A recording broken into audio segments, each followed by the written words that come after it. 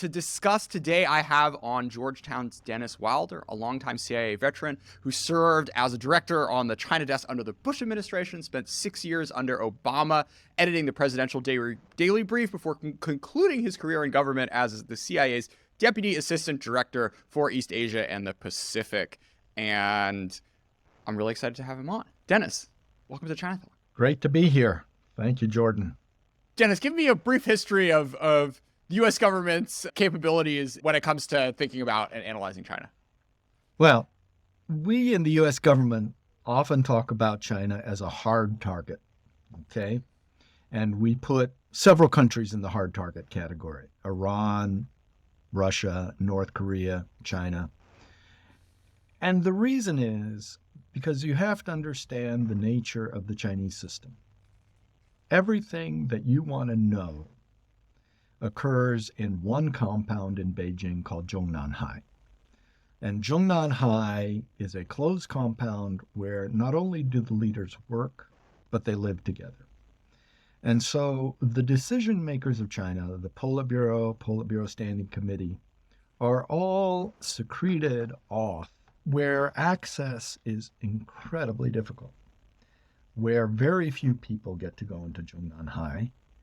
Very few people have access to these leaders, and the security system is truly impressive. It was truly impressive before the surveillance state was created. With the surveillance state, it becomes even more impressive. So the Chinese communists, all through their history, have been very security conscious, very good at security, and make it very difficult. Now, let's go back over American efforts in this regard. So U.S. intelligence has always found the Chinese communists, obviously, to be a priority. In the early days, the CIA actually ran operatives into China, Chinese citizens who wanted to go back to China and work in the resistance. There's a great new book out on this subject about 2 CIA agents who were caught in China and spent 20 years in prison because it wasn't until Nixon actually admitted that they were with the CIA that the Chinese were willing to release them. It's a terrific story, and the nature of the 2 guys who suffered is just incredible. We see them as real heroes in the CIA. But we have tried to have good analysis of China, but China analysis was devastated during the McCarthy era in the 50s because those who knew China best were accused of being agents of Chinese communism. Owen Lattimore was hauled in front of the McCarthy hearings. Absolutely. Incredible. Right. And there has always been a problem with the fact, and it continues to this day, that those who know China best are often those who the security people have the most trouble with. So you have this real problem that we create China expertise, but then we can't leverage it within the U.S. government because there is a feeling that these people may have been compromised as students in China, as researchers dealing with China. And frankly, I really worry about that kind of paranoia and what it does. I am not saying that there aren't significant CI concerns that have to be addressed, but I think we go way overboard in the presumption that somehow people with good Chinese language capabilities and long-term residence on the mainland are immediately suspect. What do U.S. government decision makers lose by having those people live in, academia and think tanks and as journalists, as opposed to being on the inside? Yes. What it loses is people with that, what I call the fingertip feel for China. It's one thing to study China from books at an American university, to really gain expertise in the history of China, the language of China. It's another thing to live China. As a young man, I couldn't go into China in 75, 76 because we weren't allowed. So I studied at the Chinese University of Hong Kong. One of my roommates, his brother, it was from Guangdong, and his brother was in the Red Guard. And I learned a tremendous amount from that roommate about what was going on within China. Another of my roommates was a son of civil servants in Hong Kong. I learned a tremendous amount from him about Chinese culture on the ground in Hong Kong and how the colonial era was viewed by ethnic Chinese. I got a feel for China that I don't think you could get from the books. And I know you can't get it from the books. And so what we lose is that gut feel. Intelligence is not just about facts, figures, the reporting. It's about taking all of that and combining it with your expertise and coming up with a picture that makes sense. And in order to do that, you have to have this profound understanding of the culture and the people and the system. And believe me, people who live within China, and you're one of them, you learn what the Communist Party is actually all about and how it affects the daily lives of Chinese in a way that no book is going to explain that to you. You learn about corruption in China and how it really works, and the subtle nature of Chinese corruption, which is not like the Russian oligarchs, but is rather very, very carefully done within China in order to keep within certain bounds. You learn about the Chinese people's attitude toward their government and their decisions that they make not to defy the Chinese government. There's just a tremendous amount of this. And right now, I have to tell you, right now we have only about 2,000 Americans studying at Chinese universities, whereas we have over 300,000 Chinese studying in the United States. That is just an incredible imbalance in the ability to understand Chinese culture, and it's got to change. We've just got to find a way. What we're doing now is, because of the security concerns, because of the difficulty getting into China, the major programs, Fulbright is off in China for now. Other programs are using Taiwan, they're using Singapore for Chinese language study. That just isn't the same. And we may get a much better sense of how Taiwan feels, but we're not going to get that hands-on China experience. So those people exist and they write and they're sort of in the discourse, but today they're by and large in sort of the public discourse, in academia and think tanks, writing books, as journalists covering China. So what do decision makers in the White House lose by having that expertise reside much more outside of government than inside government? Well, one of the problems we're having now in that regard is that Beijing has limited the number of journalists in Beijing. So you're seeing some of the best China journalists, while the newspapers sort of cover this over. But the best China journalists are actually reporting from Singapore, they're reporting from Taipei, they're reporting from New York, because they've had such awful situations with their visas. And frankly, some of them have been threatened working in Beijing. It's just not the kind of environment a lot of journalists want to have. So even that we're losing a little bit.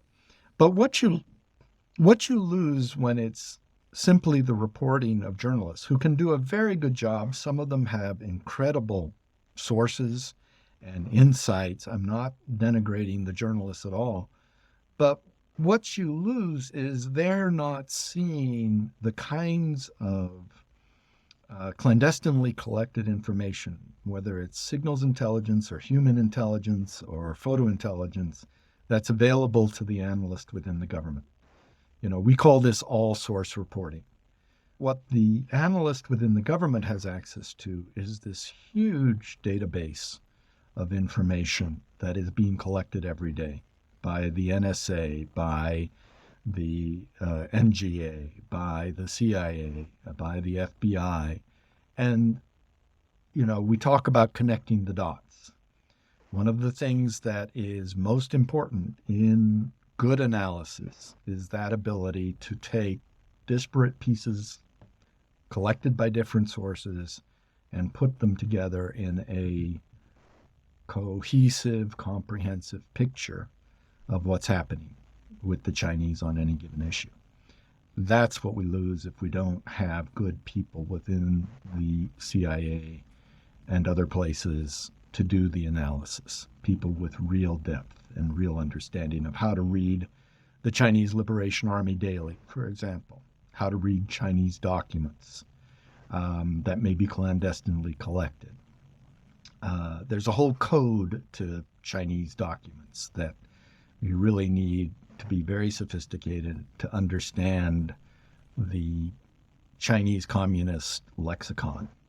And if you don't have that, you can lose an incredible amount of fidelity on what's going on in China. So on the sort of like reading the CCP, this is not something that you can take a master's course. You like there's no discipline for that. Right. Right. And sort of the people who do this well are either the Alice Millers of the world who've spent 30 years inside, or they like happen to be lucky enough to be trained by one of the like 5 academics on the planet who are doing this stuff. Dennis, do you have a solution? How do you sort of like retrain the world in doing sort of responsible but rigorous peakonology? Well, one of the things that you have to rebuild is what we call open source intelligence.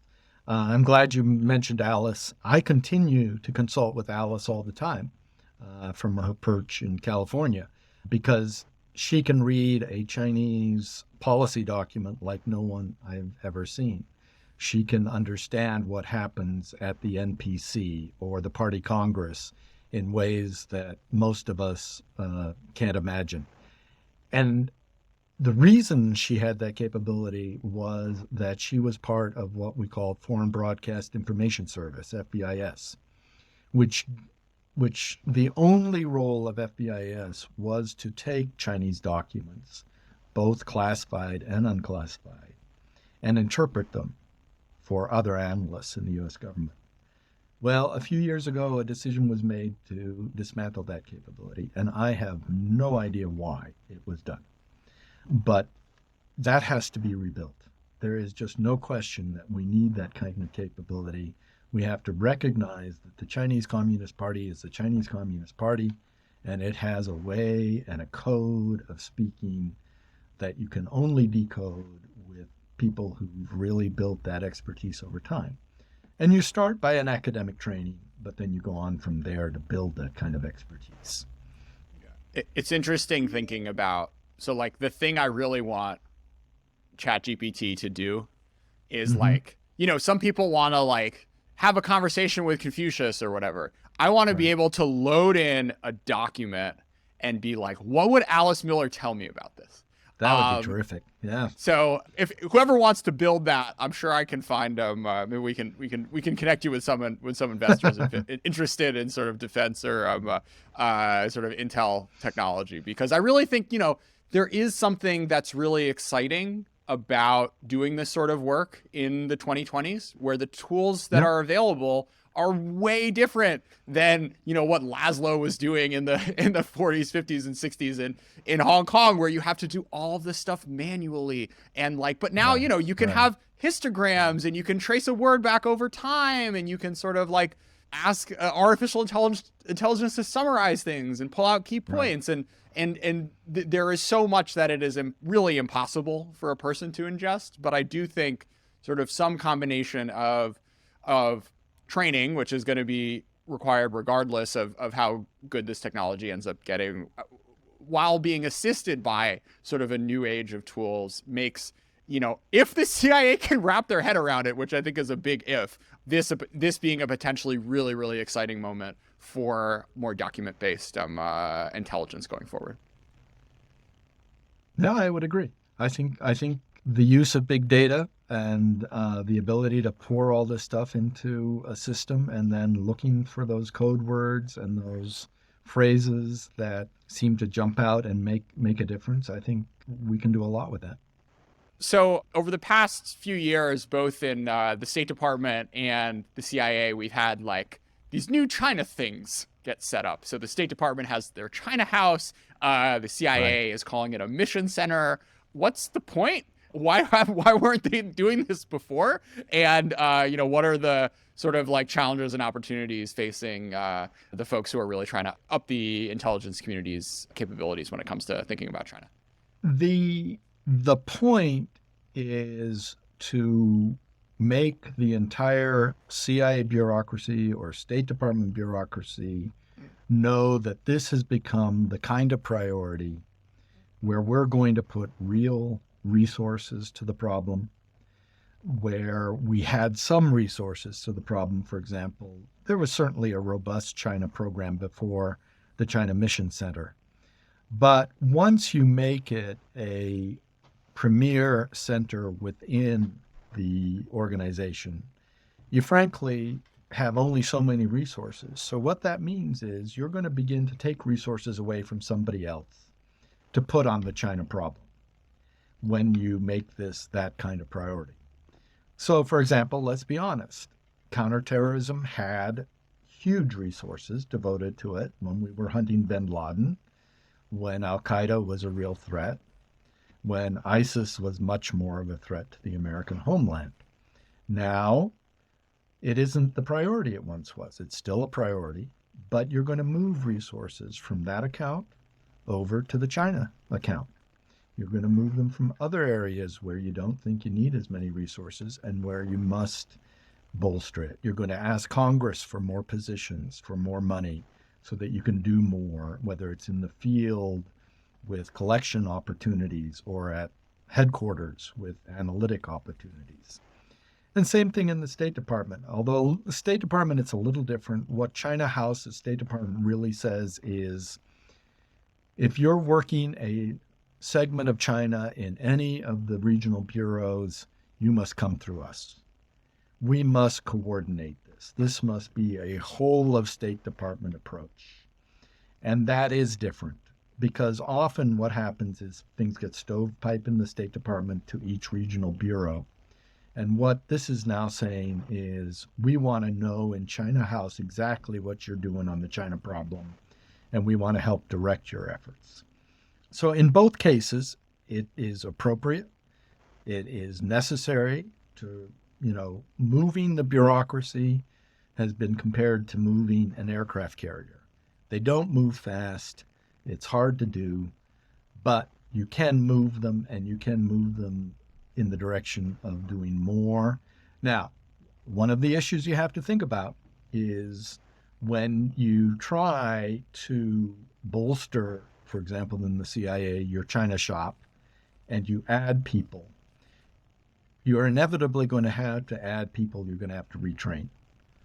A counterterrorism analyst is not ready to do the Chinese People's Liberation Army. They're going to have to find a way to make those people more expert. That means that you're not overnight going to change your capabilities. Your capabilities are only going to grow as you grow these people, as you find more expertise, as you try and hire from the outside more expertise, although we've already talked about some of the problems with that. So there's going to be a big retraining program of analysts, a big emphasis on Chinese language education. So these things are going to take time. So the new China Mission Center probably isn't what it's going to be in a few years. It's probably going to have some growing pains. And, you just hope that people are making the right investments so that down the line it's going to be stronger. So I don't know if at some point you faced a decision where you're like, man, I should really just be analyzing the Taliban if I want to get ahead in my career. But there's a counterfactual here where America starts investing in this stuff in the 2000s or early 2010s, and then the capabilities are very different than what we're sort of faced with today where, you have articles from Biden administration officials saying that they're really frustrated, that they can't get good analysis. And you sort of also had a story about a sort of ring of informants that was Right. busted and then seems like it hasn't really been able to have been replaced in the past few years. So what was it like, Dennis, being the younger brother for a few decades? Sure. Well, let me give you an example. When I first came into the CIA, I came in as a China military analyst, and I was doing Chinese ground forces. And that was the day in which the Soviet Union, the Soviet Red Army, was the be all and end all of enemies. And the Soviet guys used to walk around and kind of laugh at us and say, yes, you have the largest antique army in the world. And we did. The Chinese army wasn't anything to be commended. It was in horrible shape in the early 1980s. And so we didn't get the resources that they got on the Soviet Union. We didn't have the number of people working the problem. And we certainly didn't get the attention from policymakers that they did when they were negotiating arms control agreements and all the rest of it, dealing with the Soviets and dealing with the Soviets in Afghanistan. We were the backwater in those days. And as my career on China grew, the interest in China grew. And so years later, all of a sudden, the Chinese military was of great interest. When China started to build up military forces opposite Taiwan, missiles, the 95, 96 missile crisis, where the Chinese actually fired missiles close to Taiwan. And these were new, impressive Chinese capabilities. So it does change over time. But one thing I wanted to add was, Jordan, was the supply-demand issue. And what you're talking about with the policymaker is supply-demand. So the CIA and others are trying to meet this new level of demand, but the supply of what they have to offer isn't going to meet that demand for a while because they're not going to have built up the capabilities.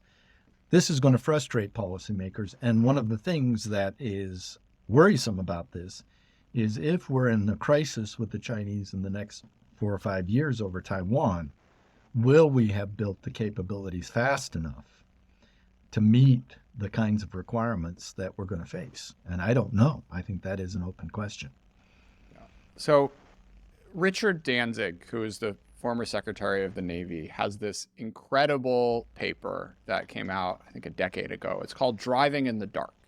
And it's directly about defense acquisition, but sort of more broadly about thinking about the future and sort of trying to plan backwards. And what's so frustrating about the story that you just told, Dennis, is like the sort of Danzig thesis, which really rings true to me, is like, you can't know what's going to happen.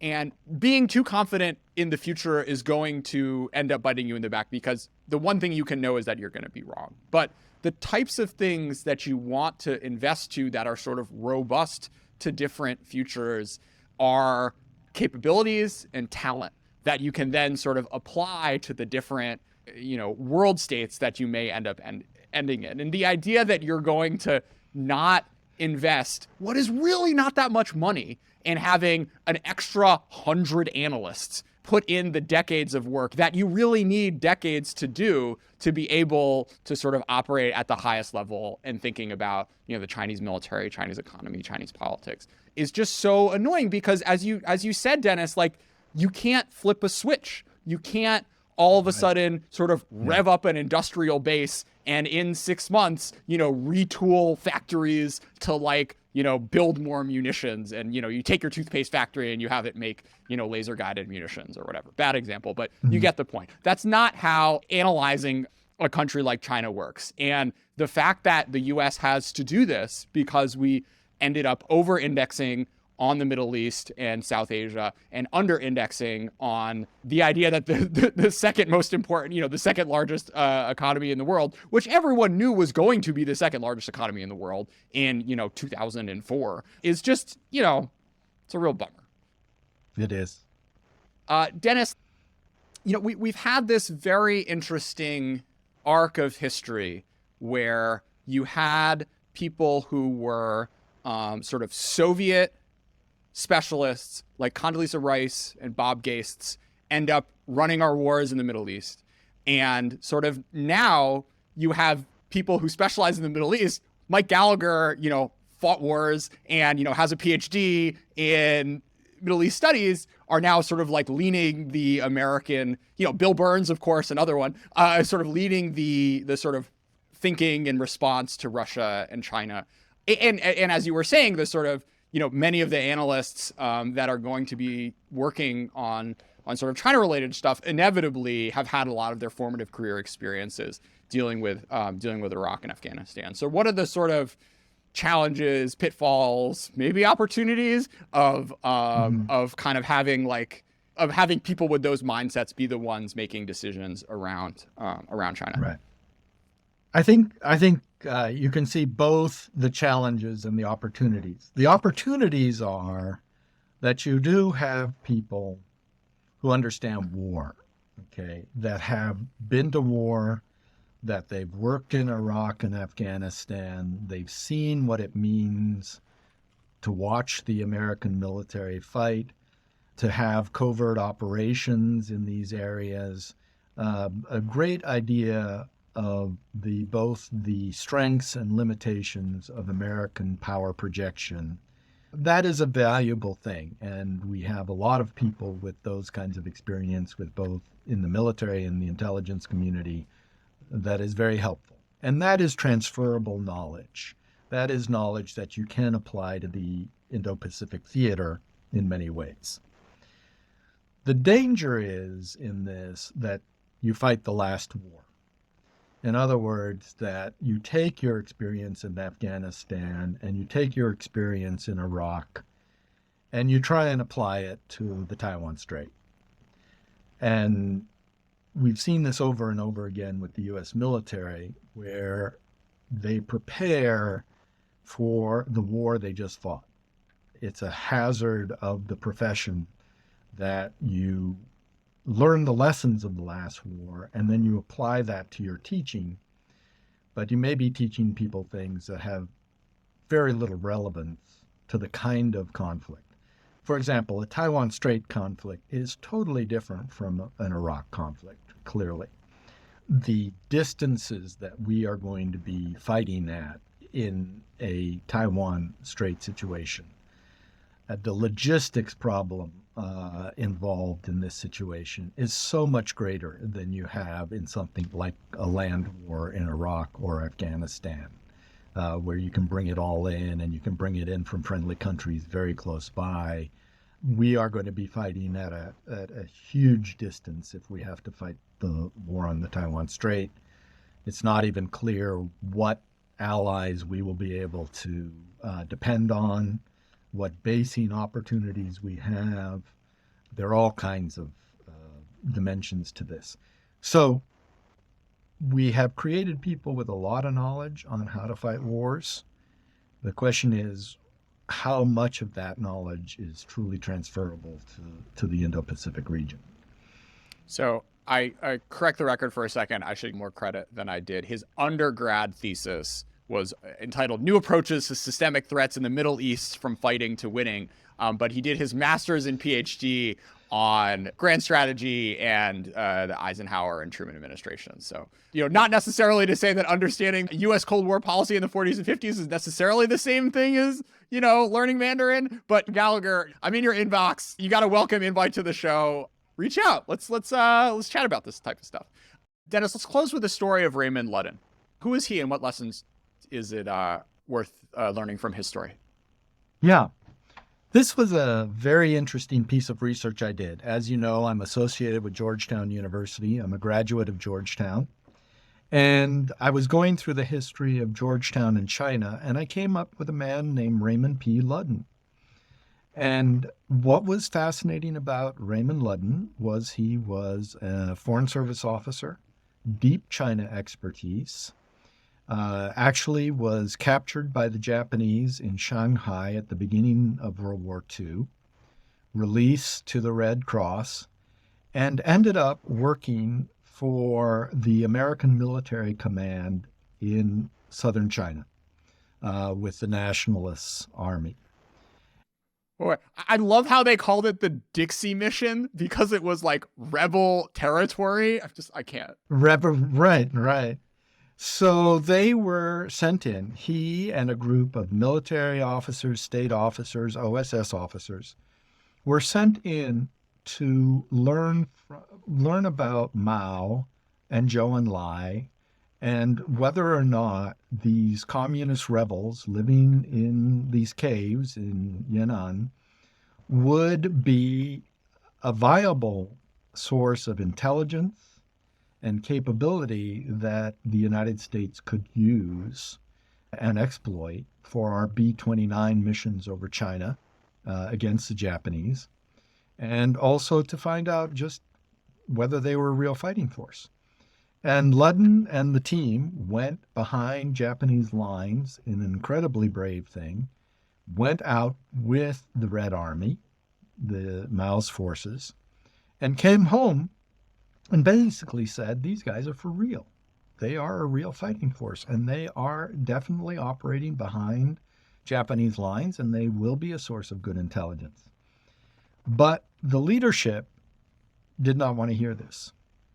There was a real bias on the part of the leaders working with the nationalists. The nationalists hated the idea that we were going to explore opportunities with the communists.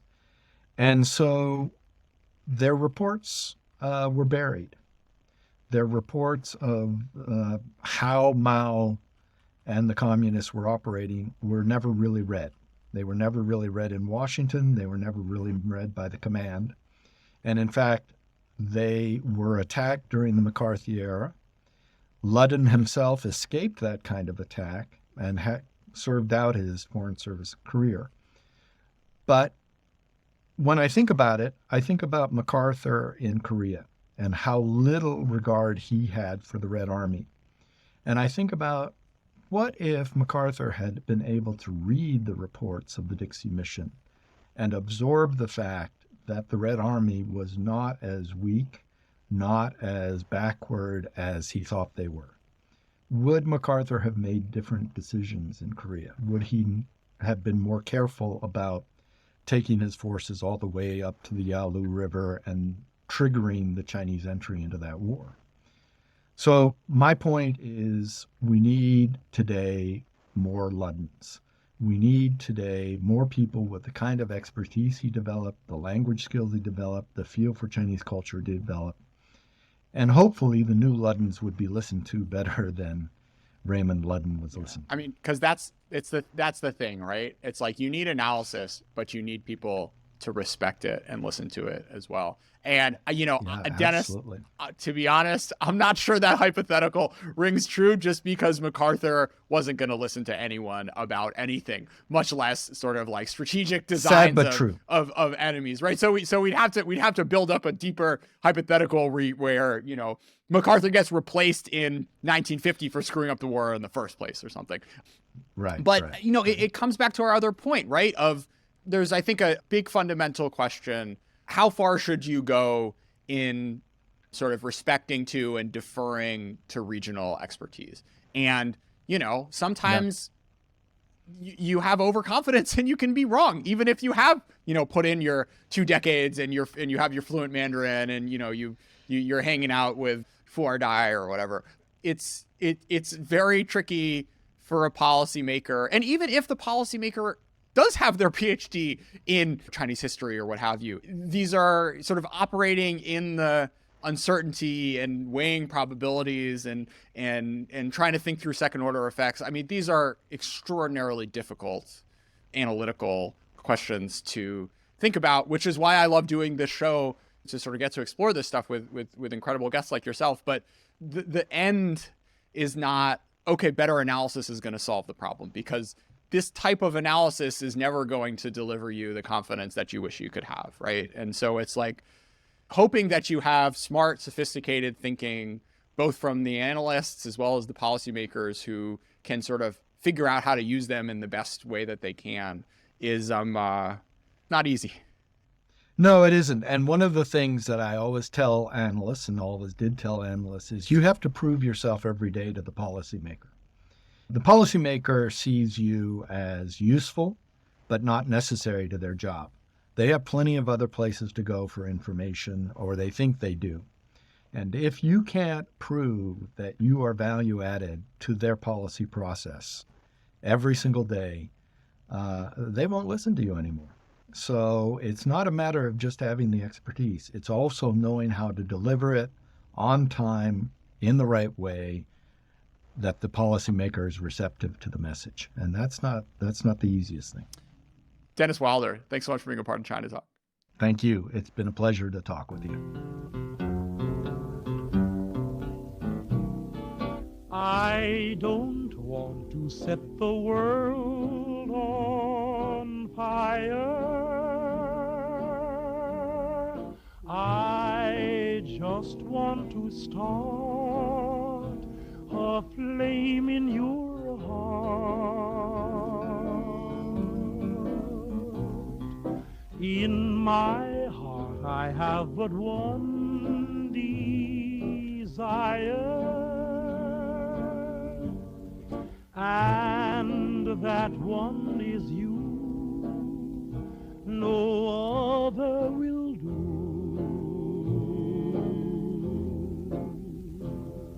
I've lost all ambition for worldly acclaim. I just want to be the one you love.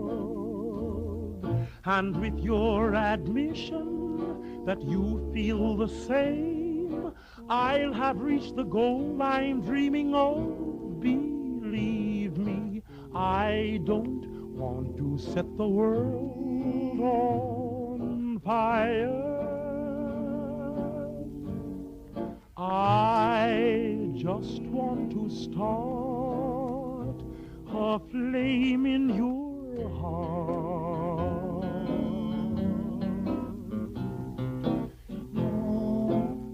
I don't want to set the world on fire, honey. I love you too much. I just want to start a great big flame down in your heart. You see, way down inside of me, darling, I have only one desire. And that one desire is you. And I know nobody else ain't gonna do. I've lost all ambition for worldly acclaim. I just wanna be the one you love. And with your admission that you feel the same, I'll have reached the goal I'm dreaming of. Believe me, I don't want to set the world on fire. I just want to start a flame in your heart.